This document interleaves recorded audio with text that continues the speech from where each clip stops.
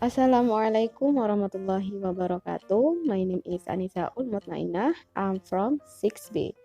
In this video, I would like to tell about what is pigeon and trail, and I'll give the example of them.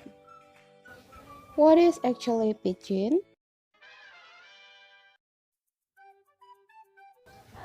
Pigeon is a simplified form of speech formed from one or more existing language used by people who have no other language in common.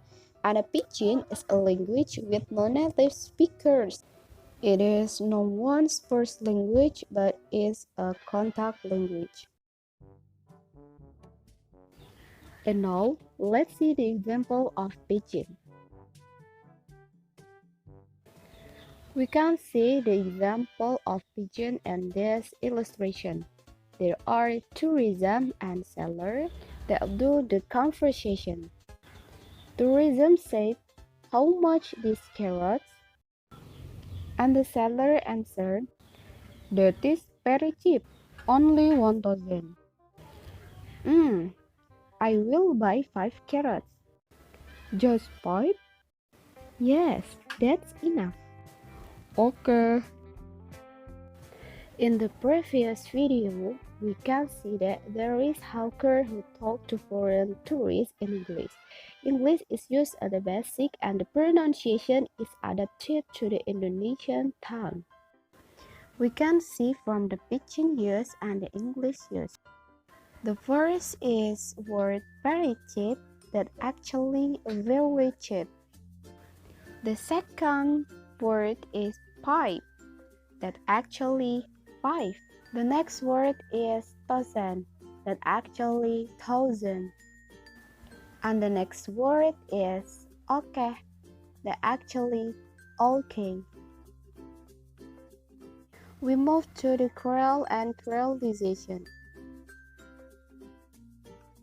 Creole is a language that originates from a pidgin language and has become the native language of a group of people. Creole already has a currently grammar, vocabulary, lexical, and grammatical. It can be said that when pidgin already has a speech community, it becomes Creole. Creole is a pidgin which requires native speakers. Creole is studied by children as their first language and is used in a wide area of communication. Now let's see the example of Creole. This story I take from my real life. In this case, my father with his Semendonese language and my mother with her Japanese language. And they got married and have a children. The process of combined two language between Semendonese language and Japanese language or result new language that have a new native speaker too, such as Jason language that belong to their children. So, for additional explanation, that Creole is a pidgin that has native speakers.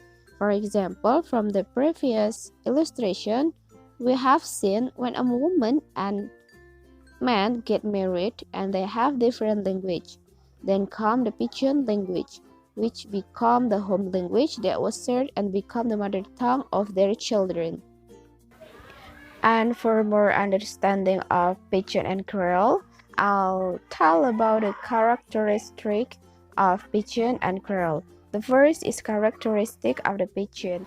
Number 1, the most distinctive feature of pidgins is the lack of morphology.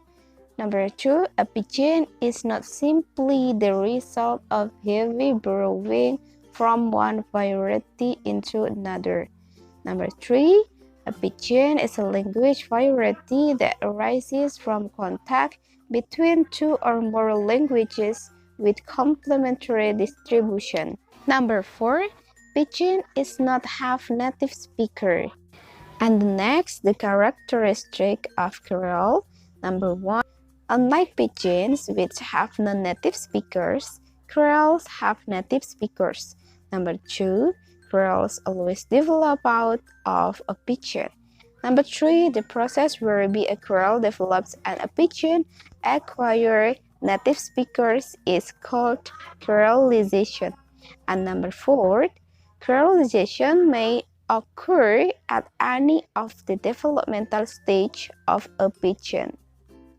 Alright, I think my video is more enough to understand about the pidgin and creole. They also provided with the examples.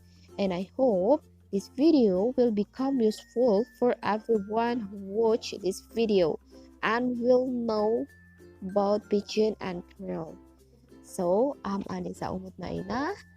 From the first until the end of this video, I do many mistakes and I say sorry. And the last my word, wassalamualaikum warahmatullahi wabarakatuh.